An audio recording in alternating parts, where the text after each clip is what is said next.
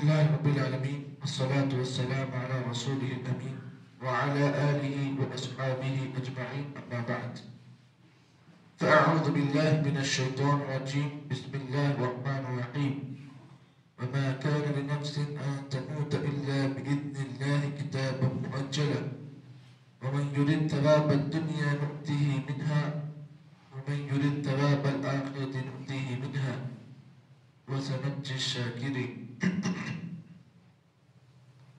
سورہ آل عمران کی ابھی جو آیت کریمہ آپ حضرات کے سامنے تلاوت کی گئی، یہ آیت نمبر 144 ہے.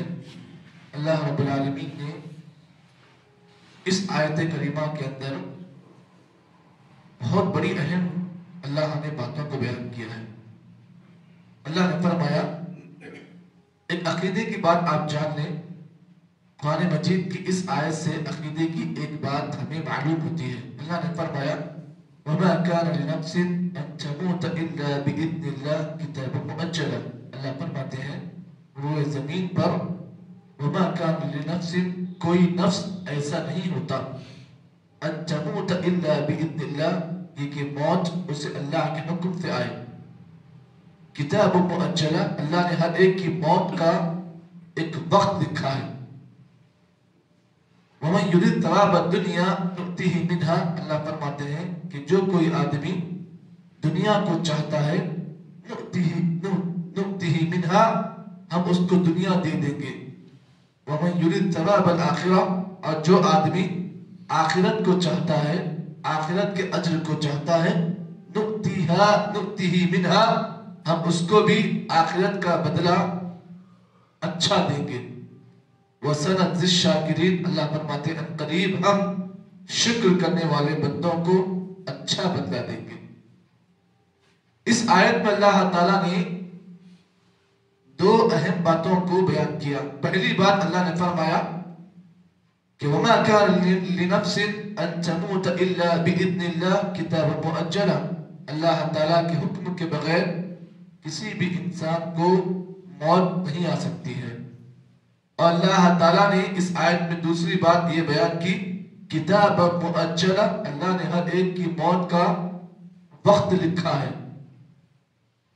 نہ موت وقت سے پہلے آ سکتی ہے نہ موت وقت کے بعد آ سکتی ہے.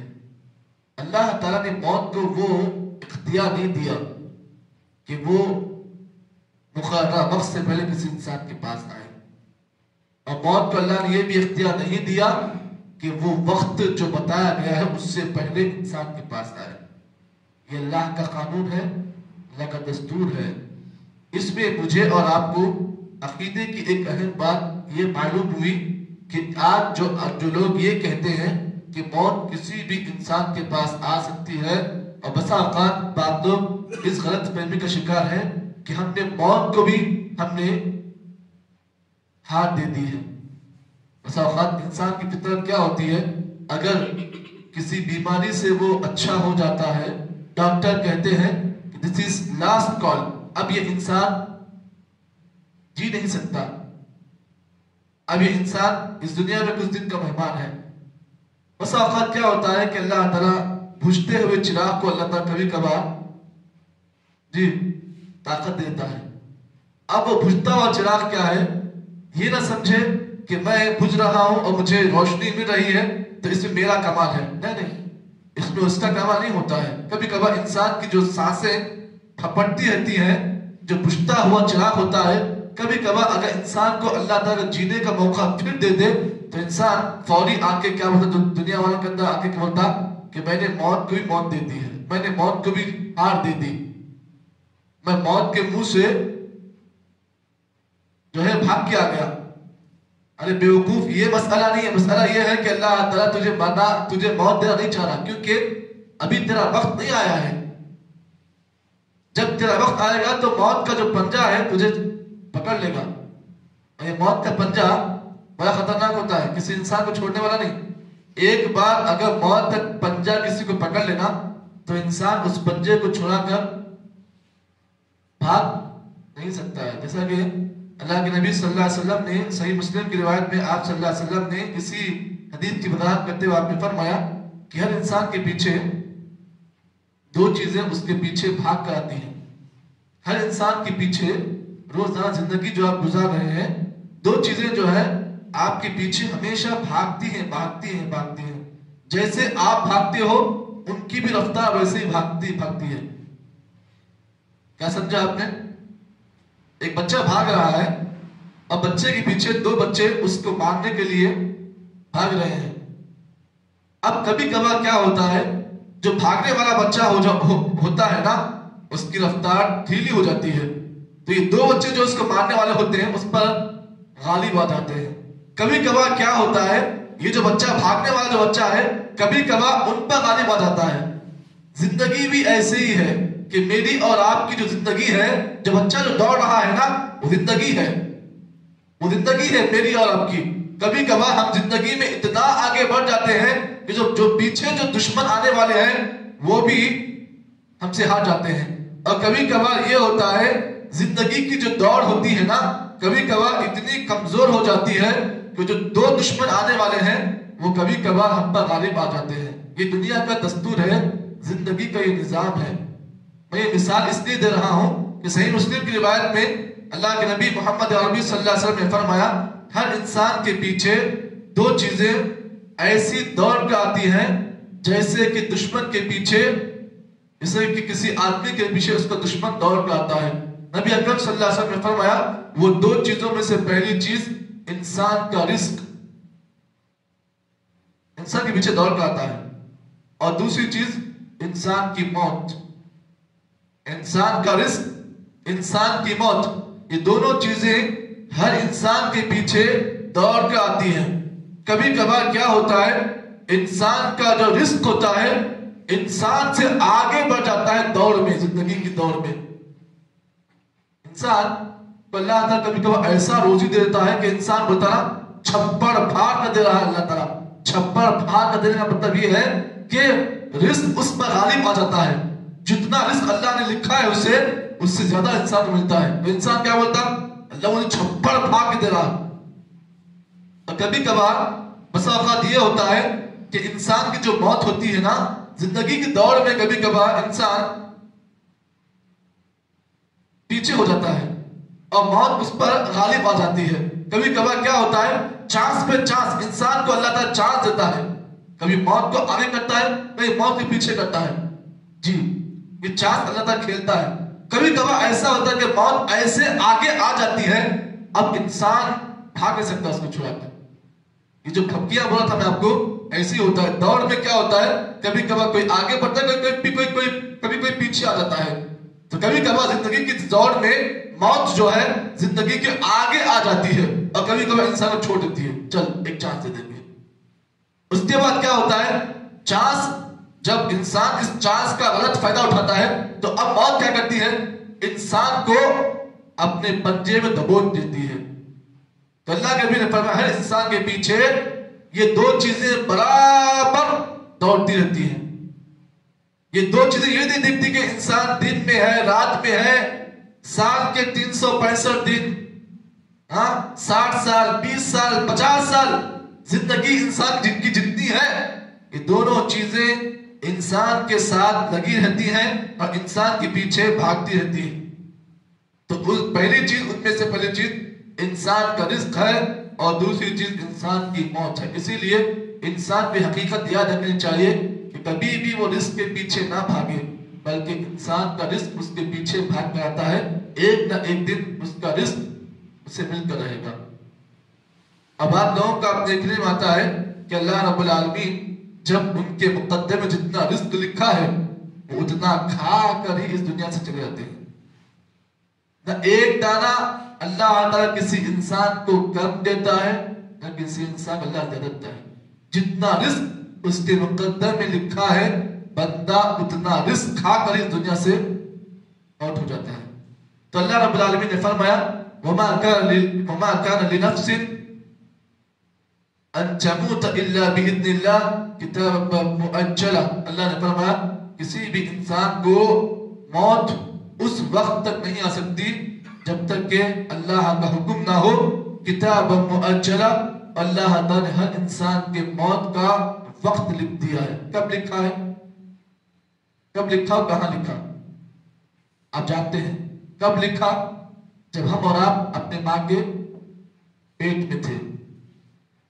اس حدیث کو آپ جانتے ہیں، اللہ کے نبی نے فرمایا کہ جب ماں کے پیٹ میں جب نطفہ پڑتا ہے تو اللہ تعالیٰ کے حکم سے ایک فرشتہ آتا ہے، اس کے بعد 4 چیزیں لکھتا ہے. انسان کی موت کب ہوگی، انسان کیسا رہے گا، انسان نیک بخت ہوگا یا بد بخت ہوگا، یہ چیزیں لکھی جاتی ہیں. تو جو یہ چیزیں لکھی گئی ہیں، انسان کی زندگی کا دار و مدار انہی چیزوں پر ہوتا ہے. تو اللہ کے نبی نے فرمایا اس حدیث میں، اس آیت میں اللہ نے یہی بات بیان کی، کتاب مؤجلہ، اللہ تعالیٰ نے ان چیزوں کو لکھ دیا ہے، مقرر وقت پر انسان کی موت آئے گی. اس کے بعد وَمَنْ يُرِدْ ثَوَابَ الدُّنْيَا نُؤْتِهِ مِنْهَا، اللہ فرماتے ہیں کہ جو کوئی آدمی اس دنیا میں دنیا پرست ہو کر جیتا ہے. دیکھیے بڑی اہم آیت ہے، یہ بڑی اہم آیت ہے، اس آیت کو نیگلیکٹ نہ کریں آپ. اللہ فرماتے ہیں وَمَنْ يُرِدْ ثَوَابَ الدُّنْيَا، جو کوئی آدمی دنیا کی اجر چاہتا ہے، دنیا لوٹنا چاہتا ہے، ہم کیا کرتے ہیں؟ نُؤْتِهِ مِنْهَا، ہم دنیا اس کو اتنا ہی دیں گے. جتنا لوٹنا چاہتا ہے اتنی دنیا ہم اس کو دے دیں گے. اس کے بعد اللہ فرماتے ہیں وَمَنْ يُرِدْ ثَوَابَ الْآخِرَةِ، اور جو کوئی آدمی آخرت کو دیکھنا چاہتا ہے، آخرت کے لیے اجر حاصل کرنا چاہتا ہے، نُؤْتِهِ مِنْهَا، ہم اس کو ایک نہ ایک دن اس کے اس آخرت کی محنت کا بدلہ اسے دیں گے.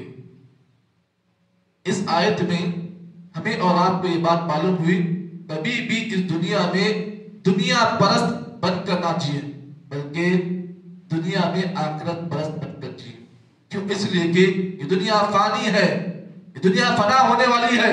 اس دنیا کا ہر آرام، اس دنیا کی ہر نعمت، اس دنیا کا ہر سکون، اس دنیا کی ہر غذا، اس دنیا کی ہر نعمت فنا ہونے والی ہے. اور آخرت ایک ایسی زندگی ہے جس کی ہر چیز باقی رہنے والی ہے. یہ دنیا دارالامتحان ہے، یہ دنیا فنا ہونے والی ہے، یہ امتحان کی جگہ ہے. یہاں پر اللہ نے مجھے اور آپ کو امتحان کے لیے بھیجا ہے، اور ایک نہ ایک دن اس امتحان کا رزلٹ آخرت کی شکل میں مجھے اور آپ کو ملنے والا ہے. اور اس بات کو یاد رکھیں، اللہ کے نبی محمد عربی صلی اللہ علیہ وسلم کے اس واقعے کے ذریعے سے اپنی دنیا کو آپ سنوار لیں آخرت کے ذریعے سے. نبی اکرم صلی اللہ علیہ وسلم کی وہ حدیث واقعہ آپ جانتے ہیں. حضرت عمر بن خطاب رضی اللہ تعالیٰ ایک مرتبہ اللہ کے نبی کے پاس پہنچتے ہیں، دیکھا کہ کائنات کا امام محمد عربی صلی اللہ علیہ وسلم سوئے ہوئے ہیں.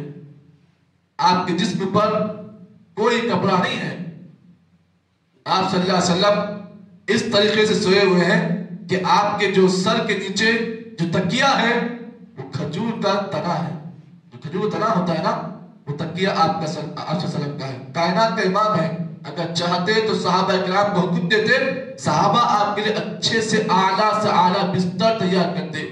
اور اللہ کے نبی صلی اللہ علیہ وسلم اس چٹائی پر سوئے ہوئے ہیں کہ اس چٹائی کے نشانات نبی کی پیٹھ پر حضرت عمر بن خطاب نے دیکھا.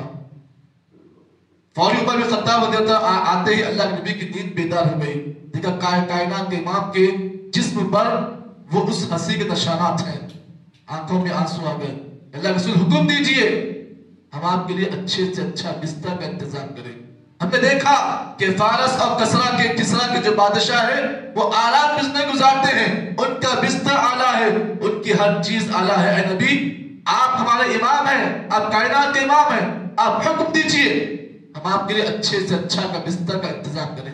نبی اکرم صلی اللہ علیہ وسلم نے اس موقع پر جو بات بیان کی، اس بیان کو ہم اور آپ جان لیں.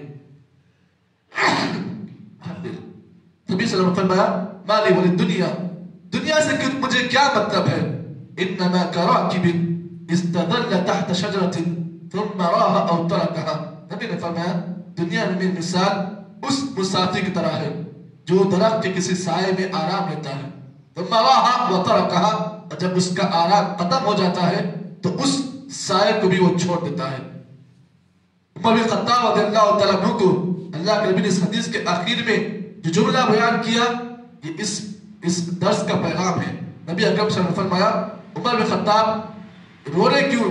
رونے کی وجہ کیا ہے؟ اللہ کے رسول اس لیے رو رہا ہوں کہ آپ کی زندگی ایسی ہے کہ آپ نے دنیا کو بالکل پیچھے کر دیا ہے. اللہ کے نے فرمایا اما ترضى اے عمر بن خطاب کہ تم اس بات سے خوش نہیں ہو کہ اللہ تعالیٰ ان کافروں کے مقدم میں دنیا لکھ دیا ہے اور ہمارے مقدم میں اللہ نے آخرت لکھ دی ہے. پتہ یہ چلا دنیا اللہ نے کافروں کے حق میں لکھی ہے، ہمارے حق میں اللہ نے آخرت میں لکھا ہے. تو عقل مند آدمی وہ ہے جو اپنی دنیا کو اپنے پیچھے رکھتا ہے، اپنی آخرت کو اپنی نگاہوں کے آگے رکھتا ہے. یہ بات یاد رکھیں کہ جو کوئی آدمی اپنی آخرت کو اپنی آنکھوں کے سامنے رکھتا ہے نا، وہ دنیا کی ہر مصیبت کو، دنیا کے ہر مسائل کو، دنیا کے ہر مشکلات کو وہ آدمی سامنا کر لیتا ہے. کیوں؟ اس لیے کہ اس آدمی کی زندگی میں آخرت بنیاد ہوتی ہے. اسی لیے کبھی بھی دنیا کمانے کے لیے اس آخرت کا سودا ہرگز نہ کریں. کیوں؟ اس لیے کہ ایک بار آخرت چلے گئی تو پھر آپ کی دنیا بھی برباد، آخرت تو برباد ہو گئی. اللہ سے دعا ہے کہ اللہ تعالیٰ مجھے اور آپ کو جتنی باتیں اس آیت کی روشنی میں پیش کی گئی ہیں، اللہ تعالیٰ ہم تمام کو ان باتوں کے مطابق عمل کرنے کی توفیق عطا فرمائے. سبحان اللہ بحمدہ، سبحانک اللہم وبحمدک، نشہد ان لا الہ الا انت، نستغفرک ونتوب الیک.